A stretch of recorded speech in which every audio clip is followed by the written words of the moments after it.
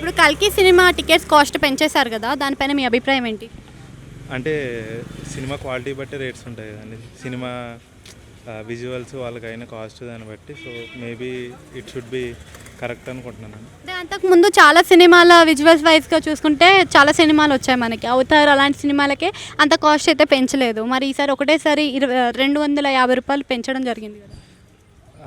అంటే పెంచడం అంటే మేబీ వాళ్ళకి ఇప్పుడు ఫారెన్లో ఉండే రేట్స్ కదండి, అక్కడైతే రేట్స్ పెంచారు కదా. ఇండియాలో వాళ్ళకి అందరూ చూడరు కాబట్టి వాళ్ళు రేట్స్ పెంచుకోలేదు. కానీ ఇక్కడ దే హ్యావ్ మార్కెట్, జనాలు చూడడానికి హైప్ ఉంది, సో ఆటోమేటిక్గా పెంచారు. సో నేను పెట్టిన పెట్టుబడిని రాబట్టుకోవాలనుకుంటున్నారు అనుకోవచ్చా మరి?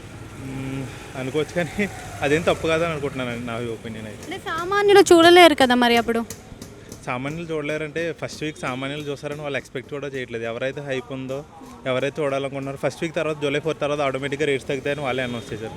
సో ఫస్ట్ వీక్ తర్వాత తగ్గుతాయి కాబట్టి ఐ థింక్ నో ప్రాబ్లం. అంటే ఎవరి ఒపీనియన్ వాళ్ళదండి, కానీ వాళ్ళ ఉద్దేశం ఏంటంటే ఫ్యాన్స్ అందరూ ఫస్ట్ వీక్లో చూస్తారు కాబట్టి ఫ్యాన్స్ ఏ రేట్ ఉన్నా కొంటారు కాబట్టి ఫస్ట్ వీక్ కవర్ అయితే తర్వాత నార్మల్. ఫ్యూచరిస్టిక్ మూవీ కదా ఇది, అందరికీ అర్థమవుతుంది అంటారా? అర్థమవుతుందండి. మైథాలజీ తెలియని వాళ్ళు ఎవరున్నారు ఈ రోజుల్లో. All young generation are interested in mythology. Old generation marvels టైప్లో తీసుకెళ్తున్నారు కదా స్టోరీని, సో మరి ఫ్యామిలీ ఆడియన్స్కి నచ్చుతుందా? నచ్చుతుందండి. మార్వెల్ స్టైల్ ఎక్కడ ఉంది అందులో, అంతా కల్కి and Ashwatthama Mahabharat, so all ఉన్నాయి కాబట్టి నచ్చుతుందని నేను అనుకుంటున్నాను. ఇందులో విజయ్ దేవరకొండ పోస్టర్ కనిపిస్తుంది కదా, ఆయన క్యారెక్టర్ ఎట్లుంటుంది అనుకుంటున్నాను?